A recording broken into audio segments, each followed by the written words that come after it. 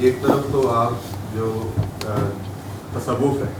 اس کے بارے میں آپ کا یہ بیان ہے کہ یہ کسی بھی طرح سے قرآن و سنت سے ثابت نہیں، لہٰذا اس کی نص جو ہے وہ منسوخ نہیں۔ دوسری طرف جتنے بھی بیانات آپ کے حادثے اخلاقی کے بارے میں یا حادثے جمالیاتی کے بارے میں، یعنی ہمیں ابھی آپ جس طرح چیزوں کو غلاظت اور رغبت میں بیان کر رہے تھے یا اچھے برے میں، اس کو آپ بیان کرتے ہیں کہ وہ ہمارا ایک داخلی انٹیوٹیو قسم کا ایکسپیرینس ہے جس میں کسی بھی قسم کے ڈسٹنس کی وجہ نہیں، جیسے ہم فلسفے میں کہتے ہیں کہ علم سبجیکٹ اور آبجیکٹ کے ڈسٹنس میں پیدا ہوتا ہے اور اس کو ختم کرنے کے لیے آتا ہے۔ دوسری جانب آپ یہ کہہ رہے ہیں کہ ہمارا جو دینی علم بھی ہے اس طرح کا وہ ہم استقراء کے عمل سے یعنی انڈکٹیو میتھڈ سے بھی جنریٹ کر سکتے ہیں، یعنی پے در پے ہمیں ملنے والی اسپیسیفک ایگزامپلز جو ہیں وہ جنرلائز کر دی گئی اور ہم نے اس کو قبول کر دیا۔ اب ایسے میں دو تین بڑی عجیب سی کنٹرڈکشنز میرے ذہن میں کم از کم پیدا ہو جاتی ہیں۔ وہ یہ ہے کہ اگر تو یہ ہمارے اندر کا انٹیویٹیو ایکسپیرینس ہے اور اس کو ہم نے کسی دوسرے تک پہنچانا ہے تو وہ کسی انٹیویٹیو ایکسپیرینس کے تھرو ہی ہو سکتا ہے، ہم اس پر پھر عقلی دلیل نہیں کر سکتے۔ یعنی ایک فیکٹ میرے لیے ہے، میں اسے اگلے کے لیے نالج بنانے سے قاصر ہوں۔ نالج بنانے کے عمل میں اگر میں انڈکشن کرتا ہوں تو اس میں کوئی بھی حضرت اٹھ کر کہہ سکتے ہیں کہ نہیں، میرے اندر کا جو فطری عمل ہے یا فطری رویہ ہے وہ اس سے مختلف ہے، وہاں میری استقرار جو کی دلیل جو ہے وہ کمزور پڑنے لگے گی، وہ چاہے آپ یہاں موجود ہومو سیکشولیٹی ایگزامپل سے لے لیجیے کسی اور سے۔ تو اور تیسری طرف ہمیں جو تمام تر طریقت کا جو منہج ہے وہ کہیں نہ کہیں اسی چیز سے چھڑانے کی کوشش کر رہا ہوتا ہے کہ میں آپ کو بھی مجاہدے اور مراقبے اور اس طرح کی چیزوں سے ایک انٹیویٹیو ایکسپیرینس آف دا ڈیوائن دے سکتا ہوں۔ تو اس ساری صورتحال میں اور ایونچولی کانٹ کا یہاں ذکر بھی ہو رہا تھا کہ آپ اپنے تمام تر انٹیویٹیو ایکسپیرینس کو برگسوں اور اقبال کو اگر ہم سائڈ پہ بھی رکھ دیں تو کانٹ اس کو سنتھیٹک اپریوری کہہ دے گا کہ وہ آپ کے اندر موجود جو ایک کمیونل سینس ہے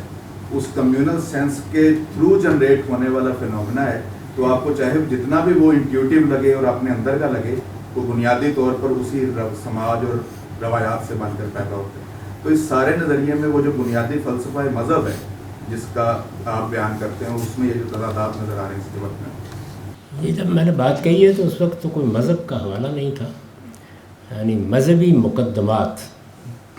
ان کی ابتدا کہاں سے ہوتی ہے؟ ان کی ابتدا تو میرے باطنی ادراک سے ہوتی ہے۔ میرے باطنی ادراک کی کچھ چیزیں وہ ہیں کہ جو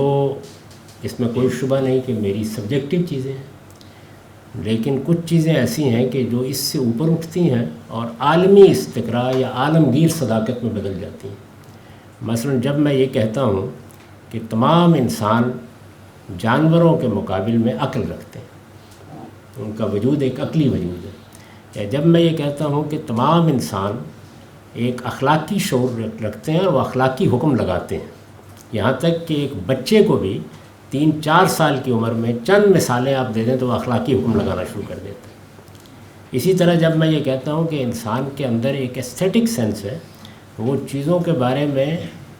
حسن اور قبح کا فیصلہ کرتا ہے، اس کو چیزیں خوبصورت لگتی ہیں یا بدصورت لگتی ہیں۔ تو یہ جتنی چیزیں ہیں یہ کیا ہے؟ یہ میرے باطنی ادراکات ہیں، یہ کوئی خارجی چیزیں نہیں ہیں، لیکن یہ عالمگیر صداقتیں بن گئی ہیں۔ تو مذہب کی بنیاد بھی یہیں سے اٹھے گی، سائنس کی بھی یہیں سے اٹھے گی، ادب کی بھی یہیں سے اٹھے گی، کوئی اور چیز پائی نہیں جاتی دنیا میں، سوائے اس کے کہ پھر آدمی یہ طے کر لے کہ وہ میز اور اس مائک کے علاوہ کسی کے بارے میں بات ہی نہیں کرے گا۔ یعنی انسان کی جو کچھ بھی باطنی تحلیل ہے وہ آپ دیکھیں گے اسی بنیاد پر ہوگی۔ یہ بنیادی مقدمات۔ اب مذہب وہ اتنی بڑی چیز کیسے بن جاتا ہے؟ اس لیے کہ یہ باطنی مقدمات استقراء کے عمل سے گزر کر جب صداقت کا ایک اجمالی شعور دے دیتے ہیں تو اب پیغمبر آ کے یا اس کی تردید کرتے ہیں یا اس کی تصدیق کرتے ہیں۔ تو اس کا مطلب یہ ہوا کہ جو چیز میرے باطن میں 10 سوالات کا موضوع بن سکتی تھی، اب خارج سے ایک قوت آئی اور اس نے آ کر پہلے اپنا علم ہونا ثابت کیا، جب علم ہونا ثابت کر دیا تو اس کے بعد اب تصدیق کر دی، تصویب کر دی یا تردید کر دی۔ جس وقت پیغمبر کی تصدیق یا تصویب حاصل ہو جاتی ہے تو اب ہم اس کو مذہب کہتے ہیں۔ تصوف اگر یہ تصدیق محمد الرسول اللہ سے حاصل کر لے گا تو سر تسلیم کو